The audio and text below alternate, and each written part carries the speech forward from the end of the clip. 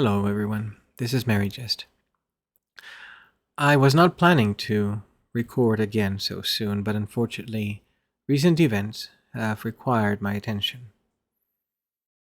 Shortly after my video exposing peer counselor Liana Kerzner's propensity for parading private, delicate information, not limited to, but including mental health history information, trauma information, and other details to her Discord audience, Mrs. Kerzner decided to take to Twitter and continue her trend. I will not waste time by enumerating all of the things that she has said. She has made many allegations that are untrue, yet again, others that are half-truths, and others that are baffling and puzzling,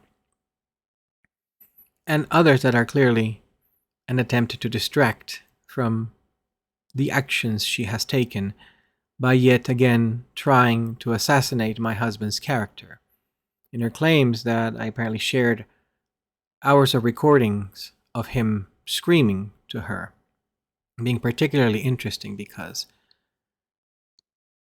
the time in which that would have been shared would have most likely been times of duress and anguish for both of us, potentially seeking counsel or support. Mrs. Kerzner, in her role both as friend and peer counselor, mental health advocate, seems to have forgotten what the expectations and boundaries of both are. I believe that this evidences that there is no such thing as a sacred trust with Mrs. Kerzner. Be it Mrs. Kerzner, the peer counselor, or Mrs. Kerzner, the friend. As it has happened multiple times in her history, which now I am able to view with greater nuance and granularity. The people she has described as stalkers, haters in the past, and other pejorative terms now come across as individuals who are often troubled, often neurodivergent, many times having difficulty navigating social cues and social interactions, emotional regulation, but increasingly I have found it strange that Mrs. Kerzner seemed to be such a focal point of this particular vector. Indeed, she has said in her server that Emily Schooley suffers from histrionic personality disorder, has mocked her as having an orgasmic look on her face anytime a camera is pointed at her.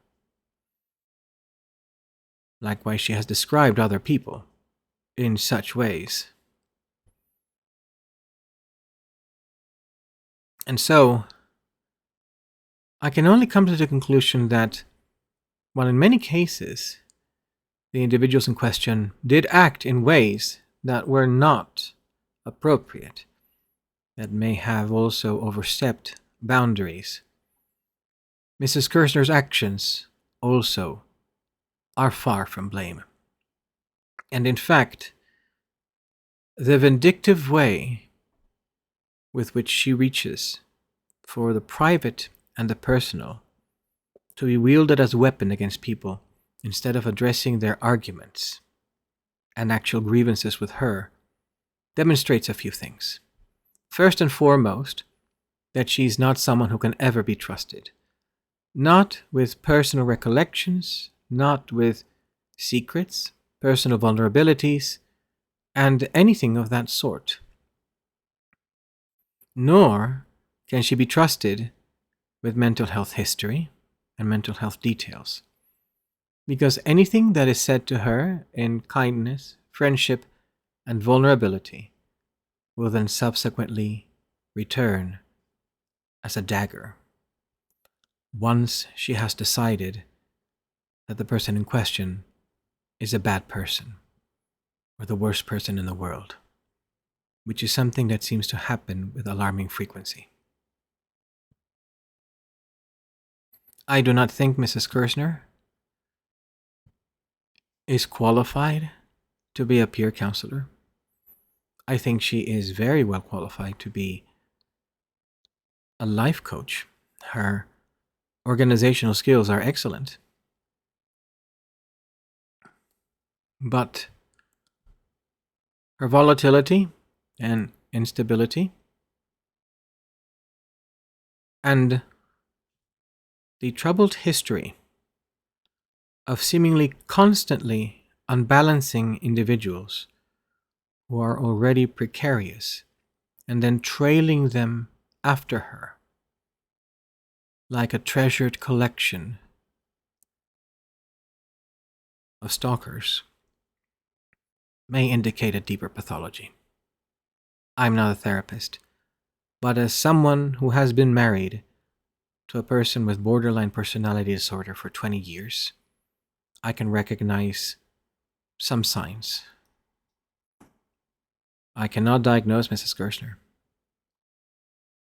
but I cannot, in good conscience, not say that this most recent episode does not demonstrate, in fact, that she is not someone you should trust. Not until some work is done. Mrs. Kerzner claims that we have inflicted trauma upon her. I have said already that we have not sent her those harassing messages. All of our communications have been in the open, in the public field, and we have aired our grievances without resorting to insults, name-calling, but speaking specifically about what it is that we object. Mrs. Kerzner has constantly ignored those points and overlaid her interpretation of those points and created entirely different arguments, which she then has gone to refute, which are easy to refute because they are tailored by her. We have not inflicted trauma unless truth causes trauma. We have spoken our truth constantly, and we have protested against having our names dragged through the mud. We do not accept unearned guilt. We will be responsible for the things we have done, and I will shortly speak about what I am accountable for regarding the game, because I am accountable for my part of the delays, and I will speak to it and own it. But neither Asher nor I are ever going to take accountability for transphobia that we do not hold, nor for harassing Mrs. Kerzner via private means, because we find that aberrant.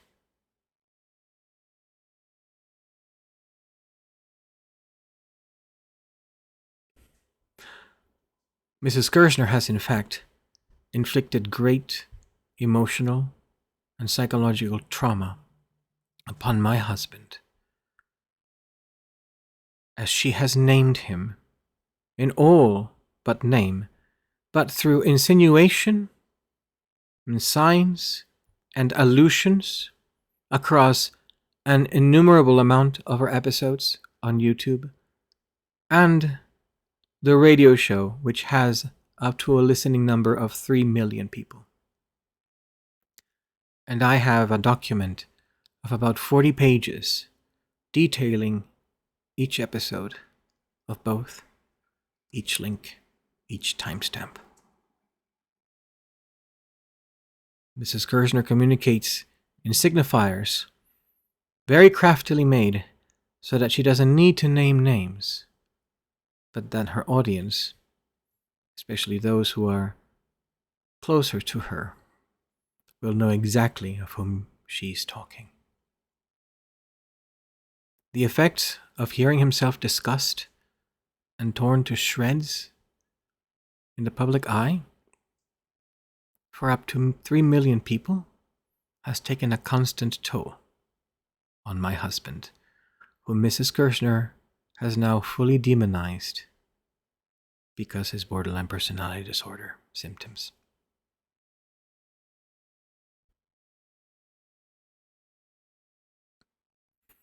I believe that today's actions by Mrs. Kerzner have proven me right.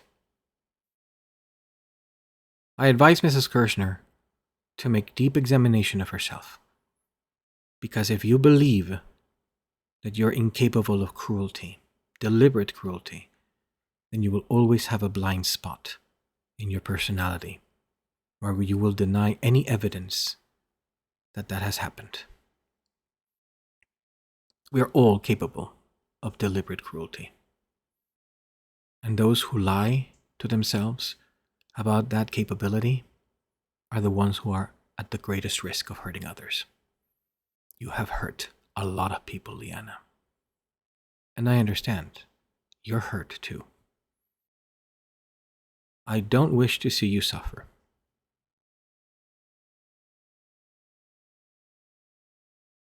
I don't wish to see my husband suffer.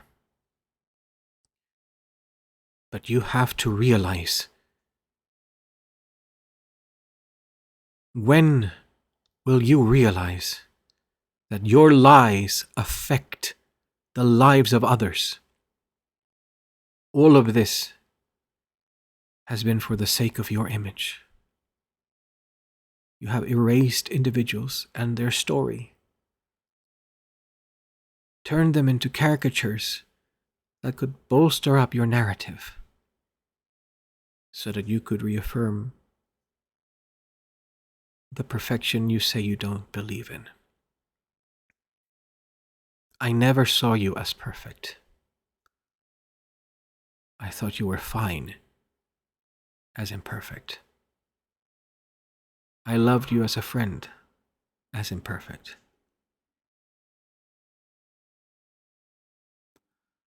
But your actions, we shall never be friends again. It is out of the question.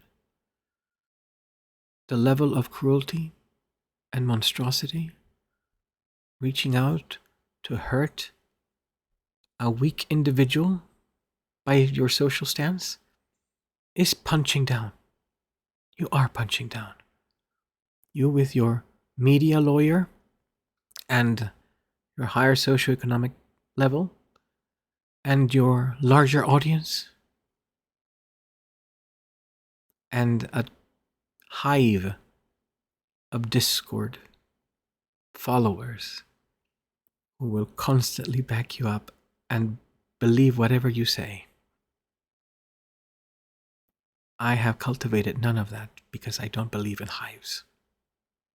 I am at a disadvantage. I love my husband. And I made the mistake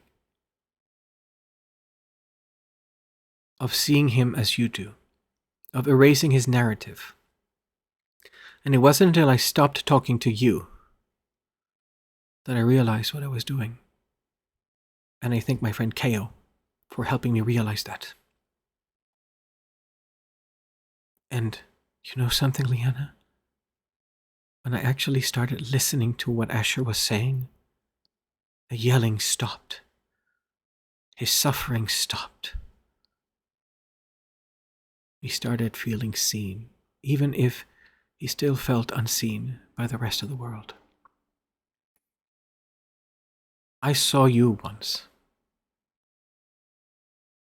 I don't recognize you. If you want my advice, become a life coach. Organize the fuck out of people's schedules. Get them exercising. Get yourself to therapy. And do the games thing. You're really good at the games thing. But this has got to stop. But I will not stop telling the truth. And you know me. I never make claims I can't back up. So when I say that Asher is not guilty of transphobia, I know I can prove it. I love that man. He's better than you ever believed him to be. Or perhaps better than you started believing him to be. He's brilliant, creative, tender. And his hurt? There's a reason there's his hurt. Because he was overlooked for so long. And I find it ghastly that you don't understand that. That you don't understand that because you claim that that's what has been done to you. And what did you do? You threw him under the bus, accusing him of something he wasn't guilty of. Is he cantankerous, argumentative, stubborn as a mule? Fuck yeah. Does he love to argue? Fuck yeah. You know what? So did Socrates. But none of that merits what you've done to him.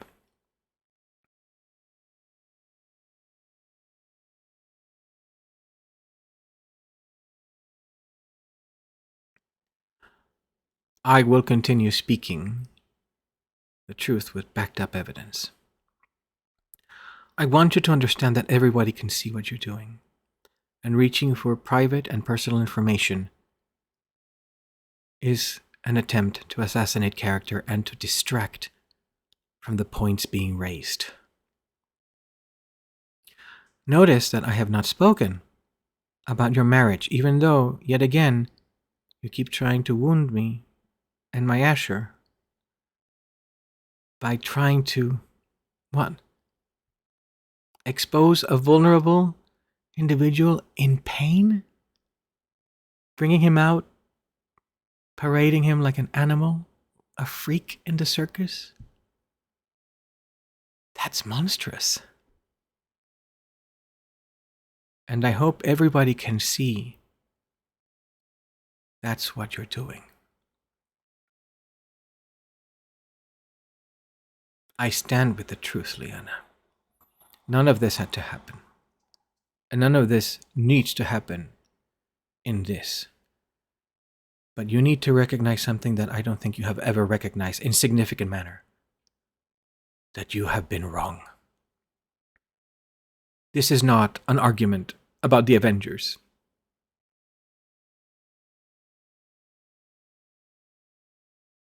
This is something that matters.